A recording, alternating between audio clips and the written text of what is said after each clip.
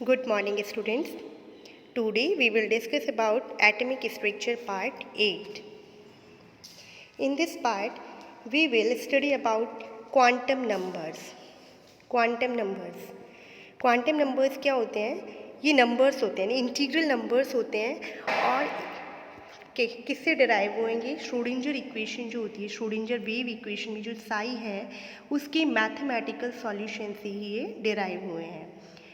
ये नंबर्स जो होते हैं वो किसके बारे में बताते हैं? इलेक्ट्रॉन्स के बारे में।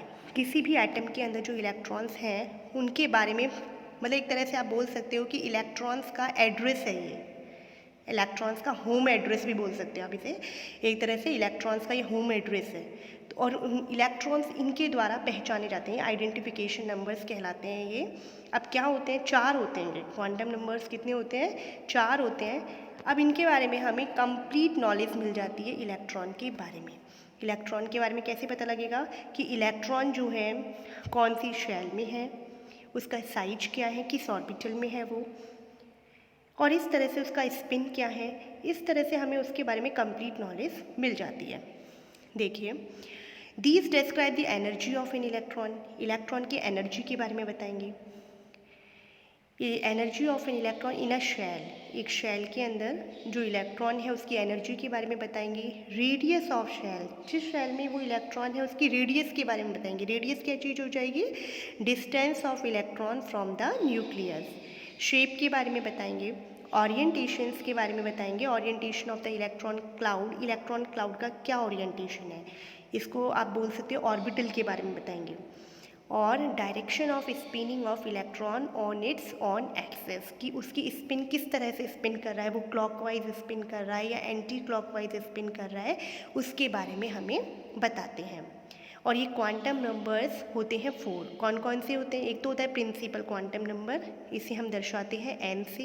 एक एजीम्यूथल और सब्सिडियरी क्वांटम नंबर होता है जिसे हम दर्शाते हैं l से। एक मैग्नेटिक क्वांटम नंबर है small m, and spin quantum number, इसका सिंबल है स्मॉल s। अब हम एक एक क्वांटम नंबर की स्टडी करते हैं। फर्स्ट आती है हमारे पास प्रिंसिपल, या फिर इसका सेकेंड नेम क्या है? Radial quantum number. This quantum number represents the number of shell, किसके बारे में बताएंगे? शेल के नंबर के बारे में। And main energy level to which the electron belongs round the nucleus.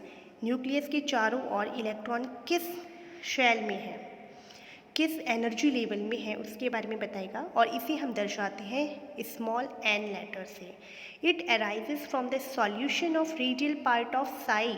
Sai जो होता है, मैंने आपको बताया था, साई जो होता है इसमें क्या होता है? 2 पार्ट्स होते हैं। रेडियल पार्ट होता है इसका साई, और एक होता है एंगुलर वेव फंक्शन जो होता है। Sai is the product of 2 wave function. First is radial wave function, second is angular wave function. तो जो इसका रेडियल पार्ट होता है उसके सॉल्यूशन से ही इस क्वांटम नंबर, ये क्वांटम नंबर जो है वो हमें मिली है, इसीलिए इसको हमने नाम भी दे दिया है radial quantum number. This quantum number can have integral values 1, 2, 3, 4 etcetera. Integral values हम किस तरह से शो करते हैं? इसे 1, 2, 3, 4 से, या फिर आप इसे इस तरह से भी, जैसे बोर ने जो प्रपोज किए थे KLMN, इन लेटर्स से भी हम इसे दर्शा सकते हैं। वैल्यू ऑफ n अगर 1 है तो डेजिग्नेशन हो जाएगा इसका K शेल, 2 है तो L शेल है, 3 के लिए M एंड 4 के लिए N। It can be concluded that the principal quantum number n gives an idea of, किस किस के बारे में हमें उससे नॉलेज मिलती है? एक तो शेल और main energy level which the electron belongs to, कि वो इलेक्ट्रॉन किस शेल से, किस मेन एनर्जी लेवल से संबंधित है, इसके बारे में। The distance are of the electron from the nucleus, nucleus से इलेक्ट्रॉन की डिस्टेंस यानी कि रेडियस ऑफ शेल के बारे में पता लगती है। The energy associated with the electron, electron से एसोसिएटेड एनर्जी के बारे में पता लगती है। The maximum number of electrons that may be accommodated in a given shell, कि जिस शेल से वो संबंधित है आखिर उसमें अधिकतम कितने इलेक्ट्रॉन आ सकते हैं। तो इसके लिए एक फार्मूला होता है, कि जैसे फार्मूला होता है 2n², यानी कि मैक्सिमम नंबर ऑफ इलेक्ट्रॉन कितनी हो सकती है एक शेल में, उसका होता है 2n²। अगर n यानी 1 है, यानी फर्स्ट शेल है, तो उसमें इलेक्ट्रॉन हो सकते हैं 2। n = 2 है तो उसमें हो सकते हैं 8। तो इस तरह से आप मैक्सिमम नंबर ऑफ इलेक्ट्रॉन्स निकाल सकते हैं किसी भी गिवन शेल में। According to Bohr Bury scheme the maximum number of electrons in nth shell is equal to 2n², जो अभी आपको बताया। जैसे फर्स्ट शेल है n इज इक्वल टू 1, तो उसमें तो कितने आ जाएंगे 2 इलेक्ट्रॉन। सेकेंड, 3, 4 में आप इसी फॉर्मूले के अकॉर्डिंग पुट करोगे। आप n की वैल्यू पुट करनी है आपको, n बराबर 2 है तो n की जगह आप क्या लिख दोगे 2 लिख दोगे। 2 का स्क्वायर हो जाएगा 4 × 2 8 हो जाएगा आपका। ऐसे ही थर्ड शेल के अंदर आप देखेंगे 18 इलेक्ट्रॉन आ जाएंगे एंड फोर्थ शेल में आप देखेंगे 32 इलेक्ट्रॉन्स आ जाएंगे। अब आता है सेकेंड क्वांटम नंबर एजीम्यूथल और सब्सिडियरी क्वांटम नंबर। इसे हम रिप्रेजेंट करते हैं स्मॉल एल से। This quantum number is also known as orbital angular momentum quantum number. इसका अनदर नेम क्या है, orbital angular momentum quantum number. इसे हम डिनोट करते हैं लेटर एल से, स्मॉल एल से, and it refers to the subshell which the electron belongs to. ये किसके बारे में बताती है, सबशेल के बारे में बताती है, उपकोश के बारे में बताती है।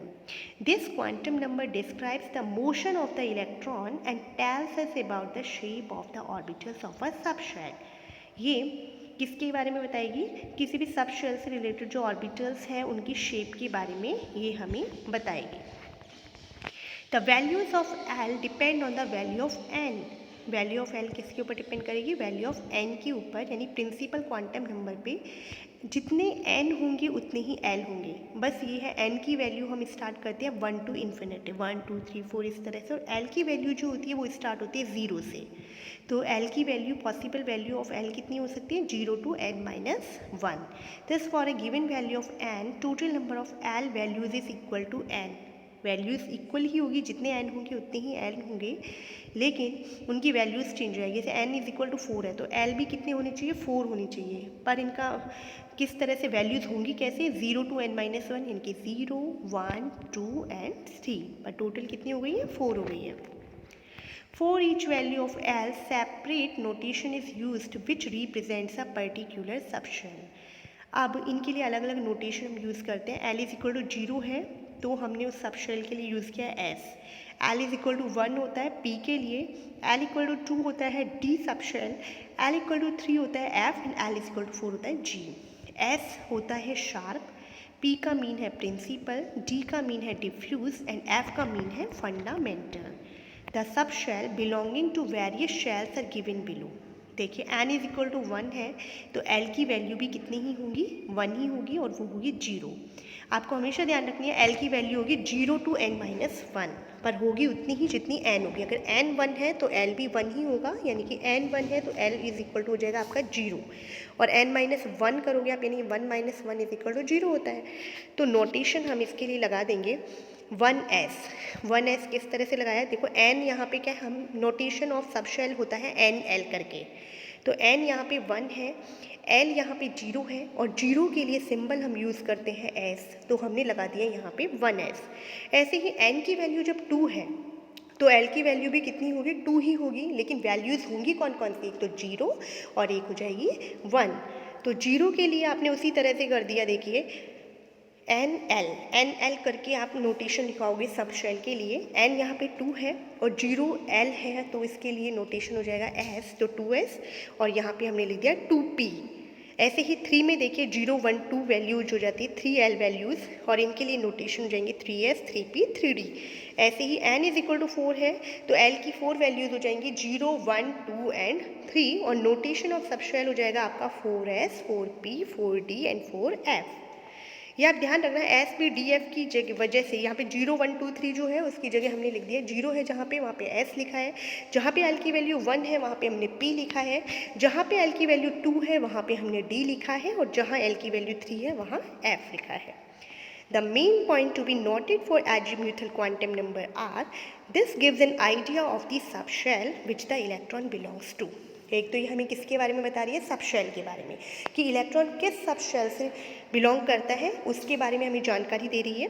Total number of subshells in a given shell is equal to the numerical value of n, यानी नंबर ऑफ सब शेल किसी भी गिवन शेल में किसके बराबर होंगी, जितनी न्यूमेरिकल वैल्यू ऑफ एन होंगी, जितनी प्रिंसिपल क्वांटम नंबर है जितना एन है उतना ही एल होगा। This quantum number corresponds to the orbital angular momentum of the electron. इसके अलावा ये हमें इलेक्ट्रॉन के ऑर्बिटल एंगुलर मोमेंटम के बारे में भी बताती है। This gives an idea of the shape of the orbital of the subshell. इसके अलावा ये क्वांटम नंबर हमें किसी उस सब शेल की शेप के बारे में बताती है कि उस सब शेल में जो ऑर्बिटल है उसके बारे में, उसकी शेप के बारे में बताएगी। The maximum number of electron that can be accommodated in a given सब shell is equal to 2 into 2l+1। देखिए मैक्सिमम नंबर किसी भी गिवन सब शेल में कितनी होगी, 2 into 2l+1। Maximum number of electrons in a given shell तो थी 2n² and maximum number of electrons in a given सब shell is equal to 2 into 2l+1। L की वैल्यू बस आपको ये ध्यान रखनी है कि एस के लिए एल 0 है, पी के लिए एल की वैल्यू 1 है, डी सब शेल के लिए 2 है और एफ सब शेल के लिए 3 है। तो इस तरह से आप वैल्यूज़ यहाँ रखते हैं और इसी फॉर्मूले में पुटअप करते हैं। तो आप क्या देख लेते हैं कि एस सब शेल में 2, पी में 6 इलेक्ट्रॉन्स आ सकते हैं, डी में 10 आ सकते हैं मैक्सिमम, और एफ सब शेल में मैक्सिमम आ सकते हैं 14 इलेक्ट्रॉन्स। और हम इसे रिप्रेजेंट करेंगे इस तरह से S2, P6, D10 and F14। Thanks. I hope बच्चों आपको ये लेक्चर समझ आया होगा।